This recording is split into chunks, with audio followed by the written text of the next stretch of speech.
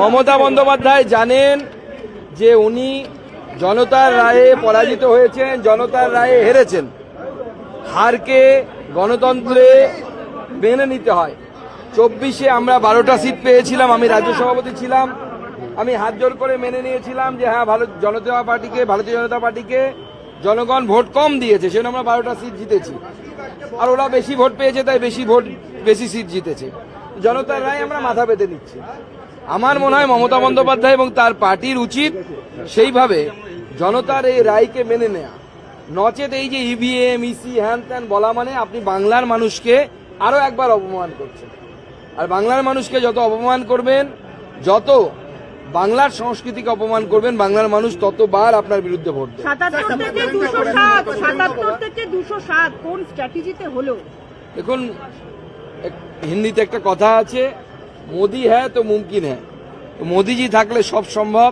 মাননীয় মোদিজির উন্নয়নের মডেল, ভারতীয় জনতা পার্টির মাননীয় গৃহমন্ত্রীর দ্বারা তৈরি করা যে স্ট্র্যাটেজিকে বড় একটা টিম রাজ্য এবং কেন্দ্রীয় নেতৃত্বের তারা মাটিতে নামিয়েছে, তাদের সকলকে আমি আমার তরফ থেকে ধন্যবাদ জানাই। মাননীয় সুনীল বনসাল থেকে শুরু করে, মাননীয় ভূপেন্দ্র যাদবজি থেকে শুরু করে, মঙ্গল পাণ্ডে, অমিত মালব্য, আমাদের বিপ্লব দা এবং তারপরে আমাদের সমস্ত রাজ্য নেতৃত্ব, আমাদের রাজ্য সভাপতি, বিরোধী দলনেতা, প্রাক্তন রাজ্য সভাপতিগণ যারা অ্যাক্টিভলি কাজ করেছেন, দিলীপ দা, রাহুল দা, এবং তার মধ্যে আমিও আমার সামান্য কিছু কন্ট্রিবিউশন রেখেছি। সকল নেতৃত্বে এবং সব থেকে বড় গুরুত্বপূর্ণ ভূমিকা যারা পালন করেছে তাদের নাম হচ্ছে ভারতীয় জনতা পার্টির কর্মী এবং নেতৃত্ব কার্যকর্তা যাদেরকে আমরা বলি। তারা যারা মাটিতে লড়াই করেছে, তৃণমূলের এত অত্যাচার সহন করার পরেও, 21 থেকে লাগাতার অত্যাচারের পরেও তারা যারা ময়দানে থেকেছে।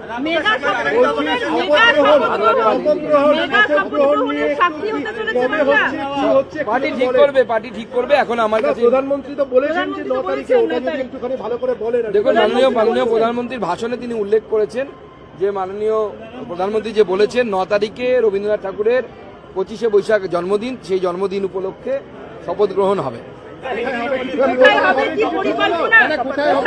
পরিকল্পনা এখনো কমপ্লিট হয়নি, হোক আপনাদেরকে জানাবো সমস্ত। এই মুহূর্তে কোনো সিদ্ধান্ত হয়নি। আমাদের রাজ্য সভাপতি বা মুখ্যমন্ত্রী যিনি হবেন তিনি জানাবেন। देखिए अभी 9 तारीख का ही चल रहा है, अभी आने दीजिए, ठीक से पार्टी के पास इंस्ट्रक्शन आने दीजिए। मुझे इस समय जानकारी नहीं है, मैं जानकारी लेने के बाद ही आपको बता पाऊंगा। ये तो पार्टी की पद्धति होती है, उस तरीके से मुख्यमंत्री का नाम तय होता है भारतीय जनता पार्टी के, उस पद्धति के अनुसार तय होगा।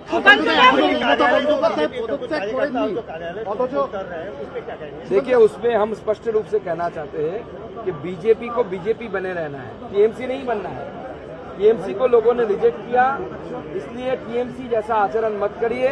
हम जानते हैं आपके ऊपर लगातार अत्याचार हुआ है, 2018 से अत्याचार हुआ है, लेकिन धड़े धरिए पुलिस उस पर कार्रवाई करेगी। हम टीएमसी के शूज में अपने पैर नहीं घुसा सकते। रावण रावण रहेगा, हम राम वाले हैं, राम को रावण नहीं बना। धन्यवाद।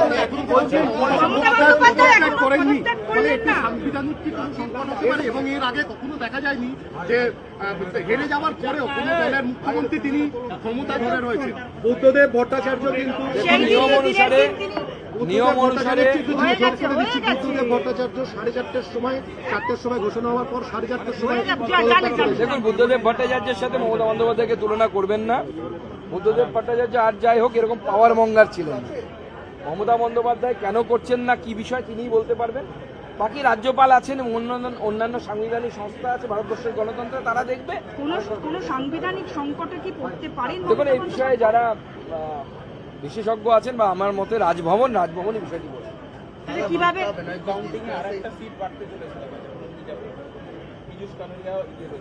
হয়ে গেছে দেখুন, অভিনন্দন, 207 হয়ে গেল। গতবার আমরা বলেছিলাম, মাননীয় গৃহমন্ত্রীজি বলেছিলেন এইবার 200 পার হয়নি, অনেক কিছু শুনতে হয়েছিল। গত লোকসভা নির্বাচনে 240 হয়েছিলাম, তার জন্য আমাদের লোকসভাতে ছি কিট শুনতে পেয়েছিলাম। এবার ছি কিটকে তার ছেলে সহ ভিতরে ঢুকিয়ে দিয়েছে মানুষ, বাংলার মানুষ। এবার বাবা আর ছেলে মেলে কিট খেলবে, কিভাবে খেলবে, খেলুক, কোথায় খেলবে খেলুক, কোনো অসুবিধা নেই। বাংলার জনগণ তাদেরকে ছি কিট খেলাচ্ছে। না ডিজে বাজছে তো, 4 ধারে ডিজে বাজছে। পাল্টানো দরকার, চাই বিজেপি সরকার। ওরা তো বলেছিল যে গুজরাট বাংলায় চলে যাবে, আমি তো কালকে উল্টো চিত্র দেখলাম। দিল্লির বুকে বিজেপি পার্টি অফিসে এক খণ্ড বাংলা তৈরি হলো, ঝালমুড়ি পাওয়া যাচ্ছে, বিজেপি নেতারা ঝালমুড়ি খাচ্ছেন। প্রধানমন্ত্রী মুদি পাঞ্জাবিতে মাননীয় প্রধানমন্ত্রী বাঙালি বাবুর একদম পোশাকে ধুতি পাঞ্জাবি, গরদের ধুতি পাঞ্জাবি, পুরো বাংলায় গান, পাল্টানো দরকার, চাই বিজেপি সরকার। অভিষেক বন্দ্যোপাধ্যায় এখন রোজ শুনবেন ভারত কা বাচ্চা বাচ্চা জয় জয় শ্রী রাম বলেগা, এটাও শুনবেন, আর তার সাথে পাল্টানো দরকার, চাই বিজেপি সরকার, এটাও শুনবেন। পরে সবাইকে জানানো শুনুন, এই বিষয়ে কোনো প্ল্যানিং এখনো পর্যন্ত আমার কাছে জানা নেই। মাননীয় রাজ্য সভাপতি এই বিষয়ে আপনাদেরকে সঠিকভাবে পথ দেখাতে পারবেন বলে আমরা আমার জানি আপনি সত্যি আরেকটা জিনিস জিজ্ঞেস করে যে শপথ গ্রহণ অনুষ্ঠানে মমতা বন্দ্যোপাধ্যায়কে আমন্ত্রণ জানাবেন? বিদায়ী মুখ্যমন্ত্রী হিসেবে তো তিনি প্রোটোকল অনুসারে আমন্ত্রণ পাবেন, রাজভবন থেকেও আমন্ত্রণ পাবেন। আমরাও চাইবো উনি আসুন, কেন বিশেষ আসুন? কোনো উপহার দেবেন আসলে? হ্যাঁ? বিশেষ কোনো উপহার দেবেন আসলে? দেখুন, আমার কাছে যে উপহার ওনার জন্য আছে কি সেটা? সেটা দিতে পারবো না, কারণ ওনার মনটা খারাপ হয়ে যাবে। আমার কাছে ওই শামশেরগঞ্জের ভাঙা শিবলিঙ্গটা আছে, যেটা আমি নিয়ে এসেছিলাম শামশেরগঞ্জের দাঙ্গার সময়। সেই দাঙ্গা পীড়িত অঞ্চলে আমি যখন ঘুরেছিলাম 5 ঘন্টা প্রায়, সেখান থেকে মন্দির থেকে ভাঙা শিবলিঙ্গটা এখন আমার কাছে রাখা আছে। থাক, পরে কোনো সময় দেবো। বলছি একটা কথা অফ ক্যামেরা, একটা কথা off camera।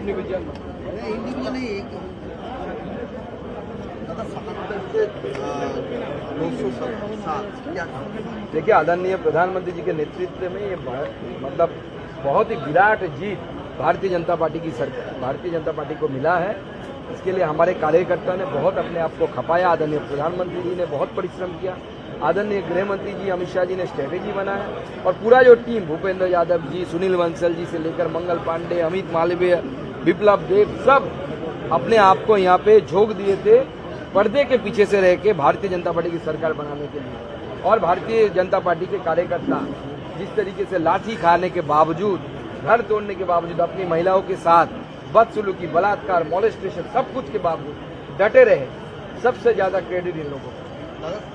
बंगाल की जनता में 2-3 चीजों को लेकर काफी उत्साह है। एक, शपथ ग्रहण कहाँ होगा, तो पिछले सरकार परिवर्तन के बाद ब्रिगेड में हुआ था, भाजपा कहाँ करेगी, और दूसरी बात यह है कि नवान्न से सरकार चलेगी या उसका भी बदलाव? देखिए, पार्टी इस पर विचार करेगी। विचार करने के बाद हमारे मुख्यमंत्री जब बनेंगे, पहले तो शपथ ग्रहण में पार्टी तय करेगी, और मुख्यमंत्री जी जब बनेंगे, शपथ लेंगे, वो तय करेंगे कहाँ से सरकार चलेगी। और सारा शहर जो नील सारा से जुड़ा हुआ है, सारा शहर क्या, सारा बंगाल जनता चेंज कर देगी, जनता चेंज कर देगी। हम किसी कलर के विरोधी भी नहीं है कि कोई कलर हमारे विरोधी है, ऐसा नहीं है। लेकिन मैं इतना ही कहूंगा कि जनता की जो मर्जी है वो कलर लगाए।